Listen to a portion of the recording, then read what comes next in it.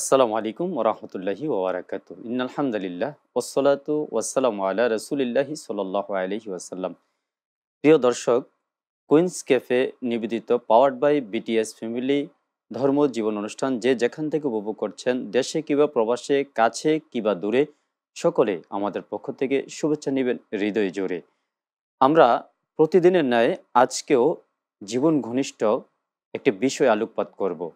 আর এই বিষয় নিয়ে কথা বলার জন্য আমাদের মাঝে আমাদের স্টুডিওতে আমন্ত্রিত হয়েছেন বিশিষ্ট লেখক, গবেষক, একজন উদ্যোক্তা জনাব Mohammad Mofizullah Bablu, chairman BTS family মহোদয়কে আমরা আমাদের স্টুডিওতে বরণ করে নিচ্ছি ইনশাআল্লাহ তাআলা। আসসালামু আলাইকুম ওরহমতুল্লাহ। ওয়ালাইকুম আসসালাম ওরহমতুল্লাহি ওয়াবারাকাতুহু।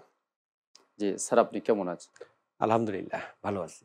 জি আলহামদুলিল্লাহ, আমিও ভালো আছি। আল্লাহর দরবারে শুকরিয়া করে রাসূলের উপর দরুদ ও সালাম সাল্লাল্লাহু আলাইহি ওয়াসাল্লাম প্রেরণ করে আমরা যাব আমাদের মূল আলোচনায়। প্রিয় দর্শক, আমরা আমাদের অতিথিকে বরণ করে নিয়েছি। আমরা আজকে যে বিষয়ে আলোচনা শুনবো, জানবো, সেটি হচ্ছে ধর্মের সাথে জীবনের কি সমন্বয় রয়েছে। তো চলুন, আলোচনা শোনার পূর্বে আমরা একটু পবিত্র কোরআন তেলাওয়াত শুনে আসি। أعوذ بالله من الشيطان الرجيم.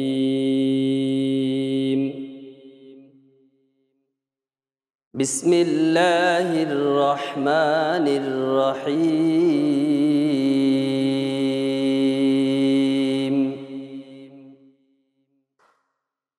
إن الله لا يستحيي أن يضرب مثلا ما بعوضة فما فوقها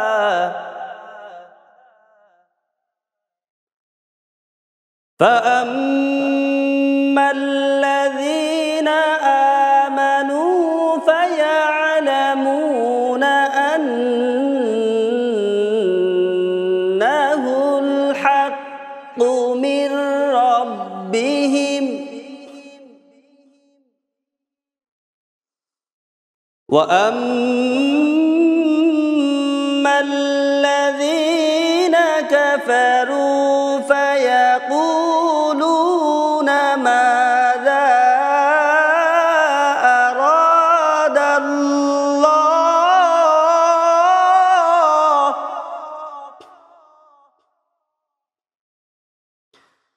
فيقولون ماذا أراد الله بهذا مثلا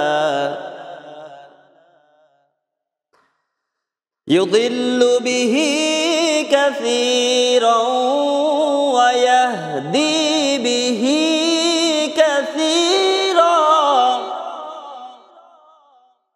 وما يضل به إلا الفاسقين.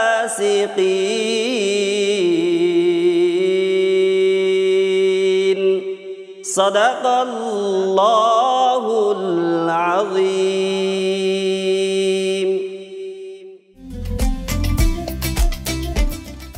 যে মাশাআল্লাহ, জাযাকাল্লাহ, আপনার জন্য অনেক অনেক শুভকামনা রইল। আপনি চমৎকার কোরআন তেলাওয়াত উপস্থাপন করেছেন। তো আমরা এখন যাব আলোচক মহোদয়ের কাছে। মহোদয়, আমরা যে বিষয়টি নিয়ে কথা বলবো এবং শুনবো, জানবো আপনার থেকে, ধর্মের সাথে জীবনের কি সমন্বয় রয়েছে। কারণ আমরা ধর্মকে আমরা মনে করি যে আমি মুসলিম, আমারটাকে আমি বড় করতে চাই, স্বাভাবিক। কিন্তু আমাকে করতে হবে আমার শরীয়ত দিয়ে, আমার যেই গ্রন্থ রয়েছে, আমার যেই অ্যাসেট রয়েছে, ওই বিষয়গুলো উপস্থাপন করে। এজন্য আমরা আজকের এই আমাদের প্রোগ্রামটাকে ধর্ম জীবন দিয়েছি। তো অন্য কোনো ভাই যদি আসে বলে যে আমি অন্য ধর্মের, হ্যাঁ, তার ধর্ম সে পালন করবে, তারও একটা জীবন আছে। তো এজন্য সেও যদি চায় যে না, এই ধর্ম, তার ধর্মটাকে সে এখানে উপস্থাপন করবে, ওয়েলকাম। এজন্য আমি যে বিষয়টাকে দিয়েছি ধর্ম ও জীবন। তো এজন্য আপনার থেকে শুনবো যে ধর্মের সাথে জীবনের কি সমন্বয় রয়েছে। ধন্যবাদ আপনাকে, আপনাকে সুপ্রিয় দর্শক ধন্যবাদ। মণ্ডলী এবং যে যেখান থেকে অনুষ্ঠান দেখছেন, সবাইকে ধন্যবাদ এবং স্বাগতম আলোচনা শোনার জন্য। সেই সাথে চ্যানেল কর্তৃপক্ষ এবং আপনাকেও ধন্যবাদ আমাকে আলোচনা করতে দেওয়ার সুযোগ দেওয়ার জন্য। ধর্মের সাথে জীবনের সমন্বয় অত্যন্ত জরুরি। আপনার অনুষ্ঠানের নাম থেকে এটি বোঝা যায়। আর এই ধর্ম এবং জীবনের যে সমন্বয়, এই সমন্বয়টি একটি চলমান এবং অর্থপূর্ণ প্রক্রিয়া, যেই প্রক্রিয়ার মাধ্যমে একজন ব্যক্তির আধ্যাত্মিক এবং বাস্তব জীবনের ভারসাম্য প্রতিষ্ঠা পেয়ে থাকে। ধর্ম শুধুমাত্র আনুষ্ঠানিক কিছু রীতিনীতি, প্রতিটা ধর্মেই, যে কোনো ধর্মেই, মুসলিম, হিন্দু, বৌদ্ধ, খ্রিস্টান, প্রত্যেকটা ধর্মেরই নির্দিষ্ট কিছু রীতিনীতি থাকে, কিন্তু রীতিনীতির মধ্যে সীমাবদ্ধ থাকে না। এটিকে জীবনের প্রতিটি ক্ষেত্রে যখন আপনি ভারসাম্য গড়ে তুলতে পারবেন, সমন্বয় করে ভারসাম্য দিতে পারবেন, তখনই সেখানে উৎকর্ষতা আসে, সফলতা আসে। ধর্মীয় মূল্যবোধ এবং নৈতিকতা আমরা যদি মেনে চলি আমাদের জীবনে, যেমন ধর্মের শিক্ষাগুলো হলো সততা, ন্যায়পরায়ণতা, দয়া, ক্ষমা, সহানুভূতি এবং পরোপকার।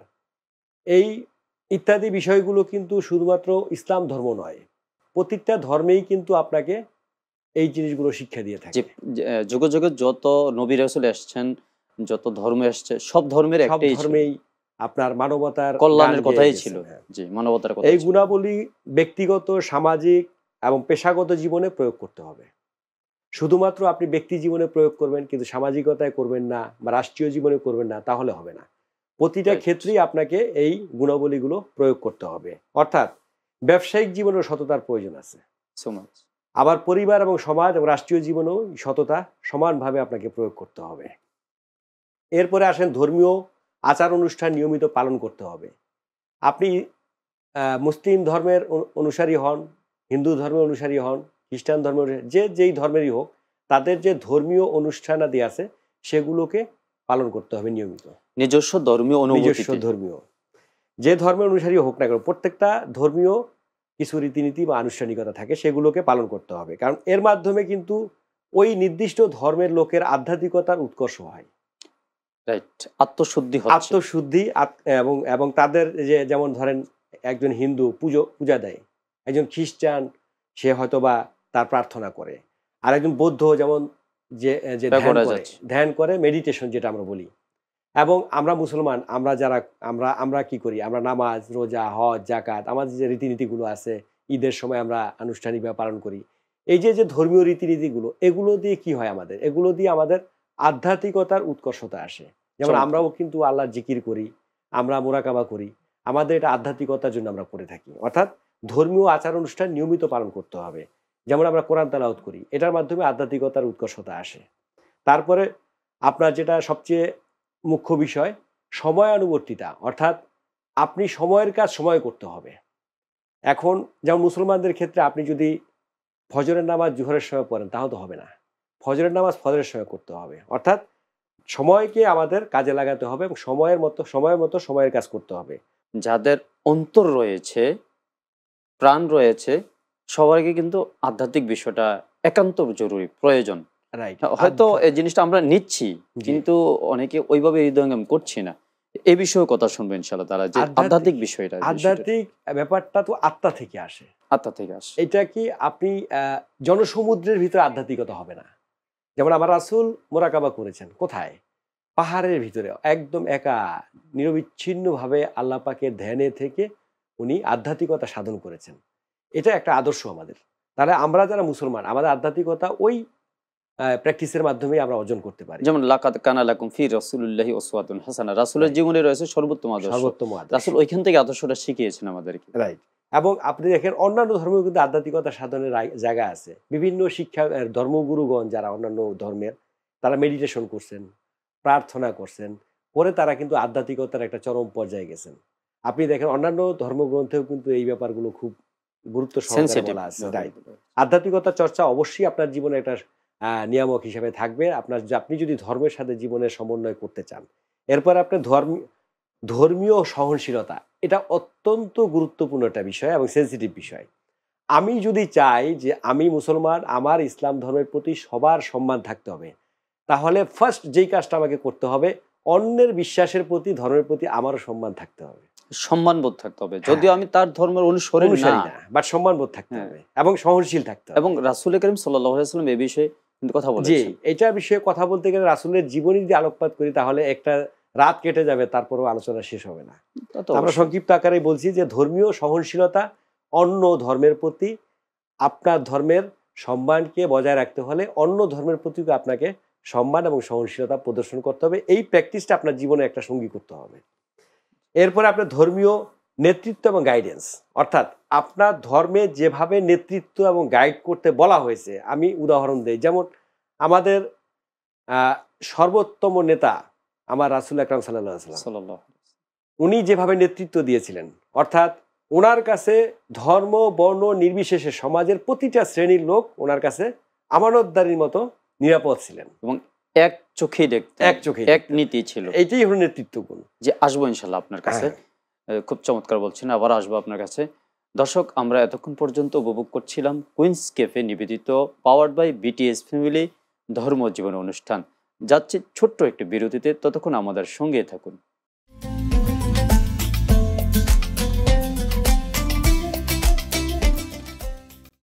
আসসালামু আলাইকুম রহমতুল্লাহি ওয়া বারাকাতুহু। দর্শক, ফিরে এলাম আবারও আপনাদের প্রিয় অনুষ্ঠান কুইন্স ক্যাফে নিবেদিত পাওয়ার্ড বাই বিটিএস ফ্যামিলি ধর্ম জীবন অনুষ্ঠানে। বিরতির সময়টুকুন আমাদের সঙ্গে থাকার জন্য আপনাদেরকে অনেক অনেক ধন্যবাদ। তা আমাদের আলোচক মহোদয়ের কাছে যাব। মহতারাম মহোদয়, আপনি বলছিলেন যে ঠিক যে পয়েন্ট থেকে আপনি শেষ করেছিলেন আমার বিরতির পূর্বে, সে কি সেই ঠিক ওই পয়েন্ট থেকে আমরা শুনবো ইনশাআল্লাহ তাআলা। ধন্যবাদ, আবারও সবাইকে ধন্যবাদ। আমি যেটা আপনাকে। বলতেছিলাম যে আমাদের ধর্মের সাথে জীবনের যেই সমন্বয়, সেই সমন্বয়ের গুরুত্বপূর্ণ কয়েকটি নিয়ামকের কথা বলছিলাম, যেই নিয়ামকগুলো আমাদের জীবনের সঙ্গী হিসাবে থাকলে আমরা সমন্বয় করতে পারবো। এর মধ্যে অন্যতম যে পয়েন্টটি আমি বলতেছিলাম সেটি হলো আমাদের ধর্মীয় দৃষ্টিকোণ থেকে নেতৃত্ব গুণটাকে নিজের জীবনের সাথে জড়াই নিতে হবে। অর্থাৎ আমি যে মুসলমান বা আমি যেই ধর্মের অনুসারী, সেই ধর্মে যারা নেতৃত্ব দিয়েছেন, সেই নেতৃত্ব গুণটা তাদের যেভাবে তারা মানে তাদের জীবনে এই নেতৃত্ব গুণটাকে ইমপ্লিমেন্ট করেছেন, আমরাও ঠিক সেভাবেই আমরা যদি নেতা হতে চাই, আমরা যদি নেতৃত্ব দিতে চাই, তাহলে সেই ধর্মীয় দৃষ্টিকোণ থেকে আমাদের নেতৃত্ব দিতে হবে। আচ্ছা, এই বিষয়টা কি জনপ্রতিনিধির জন্য কোনো প্রযোজ্য? না, এটি সব ক্ষেত্রেই প্রযোজ্য। কারণ আপনি তো একজন পরিবারের নেতা, আপনি আপনার বন্ধু বান্ধবের নেতা হতে পারেন, আপনি একটা খেলাধুলা করতে গেলে সেখানে একটা টিমের নেতা। এটা শুধুমাত্র না, সবগুলোই আমি সব জায়গায় জানছি, যে কোনো কিন্তু জায়গায় নেতৃত্ব দিতে কিন্তু যাবেন। বিষয়টা আপনাকে কেন বলছি যে একজন জনপ্রতিনিধি হিসাবে, মানে মেম্বার থেকে শুরু করে একেবারে পার্লামেন্ট পর্যন্ত, ওনার জন্য তো অবশ্যই এটা জি। জরুরি। প্রত্যেকটা ইউনিট যখন একটা ক্রিয়া শুরু করে, তখন ওই ইউনিটের সমন্বয়ে একটি বৃহৎ কর্মকাণ্ড সাধিত হয় সেই ওয়েতে। অর্থাৎ আপনি যখন আপনার ভিতরে এই নেতৃত্ব গুণটা ঢুকাবেন, আপনি যেখানেই যান, জনপ্রতিনিধি হিসাবে যান, রাষ্ট্রীয় কাজে যান, আপনার কিন্তু ওই গুণটাই আপনি ইমপ্লিমেন্ট করবেন। যেহেতু রাসূল সাল্লাল্লাহু আলাইহি ওয়াসাল্লাম নিজেই রাষ্ট্রপ্রধান ছিলেন, জি, যে আপনি চমৎকার বলছিলেন যে আরেকটি বিষয় আপনাকে জানবো যে পেশাগত নীতি দিয়ে কিভাবে ধর্ম ও জীবনের সাথে সমন্বয় করা যায়। পেশাগত নীতি আপনাকে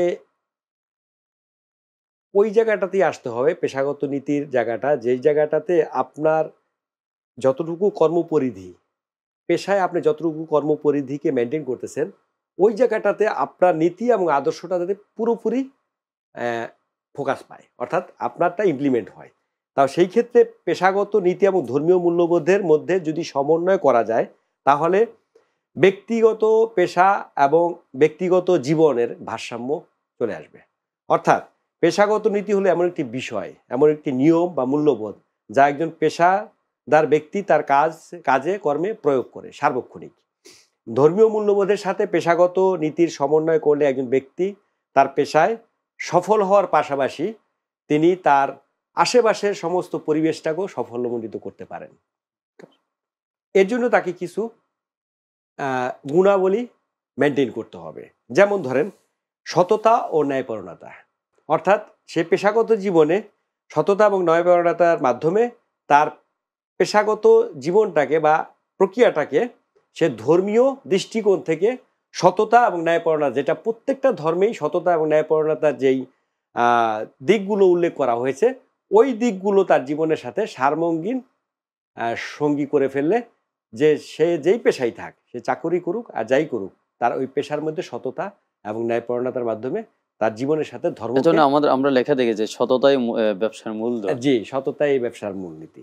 ব্যবসা না, শুধু ব্যবসা না, চাকরি বাকরি আপনি যেখানে যাই করেন না কেন, প্রত্যেকটা জায়গায় আপনার এটা সততা এবং ন্যায়পরায়ণতা লাগবে। এরপর আপনার দায়িত্ববোধ থাকতে হবে। আপনি যে চাকরি করেন সেই চাকরিতে আপনি দায়িত্ববোধ যদি নিজের ভিতরে না নেন, তাহলে ধর্মীয় দৃষ্টিকোণ থেকেও এটা আপনি আমানতদারি দায়বদ্ধতা খেয়ানত রয়েছে। হয়ে যায়, রাইট? তো আপনাকে দায়িত্ববোধ নিতে হবে। এরপরে আপনাকে ডিটারমাইন্ড হতে হবে যে আমি অন্যায় করব না, আমার পেশাগত কাজে আমি কোনো অন্যায় করব না, এবং দুর্নীতি থেকে আমি দূরে থাকব, যেটা এখন আমাদের খুবই একটা গুরুত্বপূর্ণ ইস্যু। আপনার সামাজিক এবং অবক্ষয়, পদে পদে রন্ধ্রে রন্ধ্রে রন্ধ্রে রন্ধ্রে যেটা আমাদের ব্যক্তি থেকে শুরু করে একেবারে রাষ্ট্রীয় পর্যন্ত এবং সমগ্র বিশ্বময় এই দুর্নীতি কি কিন্তু জিরো টলারেন্সে নেওয়ার জন্য প্রত্যেকটা রাষ্ট্রেই সরকার প্রধানগণ চেষ্টা করছে, সরকার চেষ্টা করছেন।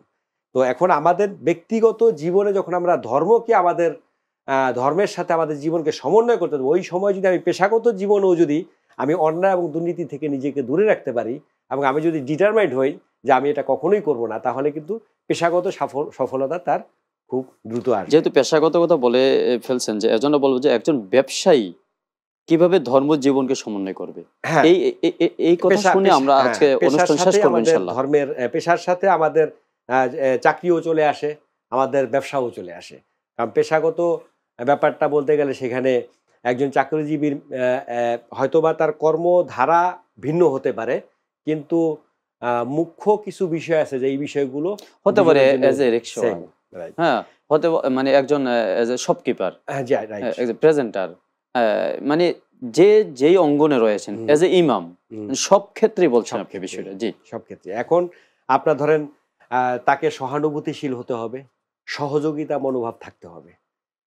আপনি একজন দোকানদার, আপনার কাছে যে কোনো একজন কাস্টমার আসলে আপনি যদি তার সাথে সুন্দর ব্যবহার না করেন এবং তাকে যদি সহযোগিতা না করেন, হয়তোবা আপনি একজন মেডিসিন বিক্রেতা, সে হয়তোবা মেডিসিন সম্পর্কে ভালো জানে না, সে রুগী, তাকে আপনাকে সহযোগিতা করতে হবে যে আপনার এই মেডিসিনটা এভাবে এভাবে খাবেন, এভাবে, যদিও আপনি এটার জন্য লায়বল না, আপনি শুধু বিক্রি করতে বাধ্য, বাট আপনি যখন তাকে সহযোগিতামূলক আচরণ করবেন, তখন আপনার এই ব্যবসা আরও বেশি সাফল্যমণ্ডিত হবে। এরপরে আপনি ধরেন গোপনীয়তা অবলম্বন করতে হবে। আপনি পেশাগত অনেক পেশা আছে যেই পেশাগুলোতে ক্লায়েন্টের একেবারে গুরুত্বপূর্ণ কিছু ডাটা আপনার কাছে চলে আসে, আপনাকে অবশ্যই এই আমানতদারিতা রক্ষা করতে হবে। আপনি যে ধর্মেরই হন, আপনাকে ওই আমানতদারি রক্ষা করতে, যে আমার এই ক্লায়েন্টের এই ডাটাগুলো আমি প্রকাশ করব না, মিসইউজ করব না। এই কারণে যারা এটা করছেন, এই কারণেই কিন্তু করার কারণে কিন্তু আমাদের মধ্যে উন্নতি হচ্ছে না এবং বিভিন্ন প্রতিষ্ঠান ভেঙে যাচ্ছে, রাইট? জি। এরপরে আপনার পেশাগত দক্ষতা উন্নয়ন করতে হবে। আপনার এটা দায়বদ্ধতা। আপনার জীবনের সাথে ধর্মীয় যখন আপনি সমন্বয় করবেন, তখন আপনাকে আপনার নিজের যে এক্সপার্টিস, যে ম্যাটারটা, সেটাকে আপনাকে আরো বেশি এক্সটেন্ড করতে হবে। অর্থাৎ আপনাকে দিনে দিনে দক্ষতা আরো বৃদ্ধি করতে হবে। না হলে আপনি কিন্তু ওই যেটা ধর্মীয় দৃষ্টিকোণ থেকে আপনাকে একটা কোম্পানি 50,000 টাকা স্যালারি দেয়, আপনাকে 50,000 টাকার বেশি পরিমাণ দক্ষতা আপনাকে কিন্তু পারফর্ম করতে হবে, না হলে কিন্তু আমানতদারি রক্ষা হবে না। তাহলে এটা ধর্মীয় দৃষ্টিকোণ থেকে আপনাকে আমানতদারি প্রত্যেকটা পয়েন্টে কিন্তু আপনার ইনসাফ, আমানতদারি, এগুলো কিন্তু আপনাকে মেনটেন করতে হবে। আপনার কাছ থেকে আরেকটি কথা শুনবো, যে যেহেতু রমজান মাস চলছে, যে আপনি যে বিষয়টির কথা বললেন, যে আপনার দায়বদ্ধতার কথা বললেন, হ্যাঁ, ওই যে আপনার সহানুভূতির কথা বললেন, সহমর্মিতার কথা বললেন, সহযোগিতার কথা, মানবতার কথা বললেন, এই যে এখন ব্যবসায়িক এই যে এখন দ্রব্য মূল্য, আমরা অনেকে যদি মাশাআল্লাহ কিছু সংখ্যক আছেন যে সব দেখাচ্ছেন, কিন্তু যারা করছেন না তাদের জন্য আপনার থেকে একটু মেসেজ আমরা নিতে চাই ইনশাআল্লাহ। একজন ব্যবসায়ী যে তার দ্বারা সমাজ পরিবর্তন করা অনেকাংশেই সম্ভব। মানে পেশাগত দিক থেকে অন্যান্য পেশার লোকজনের থেকে এই ব্যবসায়ীদের দ্বারা সমাজ এবং রাষ্ট্র উপকার পাওয়ার সম্ভাবনা অনেক বেশি থাকে। একজন ব্যবসায়ী তার প্রোডাক্টের মূল্য 5 টাকা, উনি যদি 6 টাকা বিক্রি করে তাহলে এটা তার ইনসাফ, আর যদি সে 8 টাকা বিক্রি করে তাহলে এটা তার ব্যবসা। অর্থাৎ সে ইনসাফের মাধ্যমে সে কিন্তু 1 টাকা ব্যবসা করতেছে, তাহলে ইনসাফের ভিতরে থাকলে সে ব্যবসাও করতে পারতেছে, ইনসাফও করতে পারতেছে। কিন্তু শুধু যদি ব্যবসার টার্গেটে সে কাজ করে তাহলে সে 8 টাকা বিক্রি করবে, ওটা শুধু তার ব্যবসা হবে, কিন্তু ধর্মের সাথে তার জীবনের সমন্বয় হবে। তাহলে আমাদের ইনসাফ হলো, ওদিক থেকে এহসান হলো, আবার আমাদের ব্যবসাও হলো। তাহলে সর্বদিক থেকে আমরা ধর্মের সাথে ওতপ্রোত আমরা জড়িয়ে গেলাম। যে আপনাকে অনেক ধন্যবাদ, আপনি খুব চমৎকার বলছিলেন। যে আমরা আমি আরেকটি কথা বলবো ব্যবসায়ীদের ক্ষেত্রে, সেটা হলো যে ব্যবসায়ীদের দ্বারা আরেকটি জিনিস সম্ভব, যে প্রত্যেক ব্যবসায়ী যদি রাষ্ট্রীয় দায়বদ্ধতার জায়গা থেকে যদি ভ্যাট, ট্যাক্স এবং তাদের সমস্ত প্রকার রাষ্ট্রীয় দেনা পাওনা যদি সবসময় ক্রিস্টাল ক্লিয়ার রাখে, তাহলে কিন্তু রাষ্ট্র কিন্তু তাদের দ্বারা সর্বোচ্চ উপকার পায়। তো এই ক্ষেত্রে আমি বলবো যে প্রত্যেকটা ব্যবসায়ী এই রমজান না, শুধু 12 মাস তারা ইনসাফের ভিত্তিতে তাদের ব্যবসা করুক। আমিও ব্যবসায়ী হিসাবে চেষ্টা করব আমার জীবনে যতটুকু সম্ভব আমি ইমপ্লিমেন্ট করতে, এবং আমি সমস্ত ব্যবসায়ী ভাইদের অনুরোধ করব, ধর্মকে আপনার জীবনের সাথে সমন্বয় করুন। তাহলে যেমন আপনার ব্যক্তি জীবন সফলকাম হবে, তেমনি সমাজ উপকৃত হবে, আপনার পরিবার সুখে থাকবে, রাষ্ট্র সুন্দর একটি রাষ্ট্র উপহার পাবে। ধন্যবাদ আপনাকে, আপনি চমৎকার আলোচনা উপস্থাপন করছিলেন। দর্শক, আমরা এতক্ষণ পর্যন্ত উপভোগ করছিলাম কুইন্স ক্যাফে নিবেদিত পাওয়ার্ড বাই বিটিএস ফ্যামিলি ধর্ম জীবন। তো আজ এ পর্যন্তই। তবে বিদায় নেওয়ার পূর্বে আগামী পর্ব একই সময় একই চ্যানেলে দেখার আমন্ত্রণ জানাই। ততক্ষণ পর্যন্ত ভালো থাকুন, সুস্থ থাকুন। ফি আমানিল্লাহ। আসসালামু আলাইকুম ওয়া রাহমাতুল্লাহ।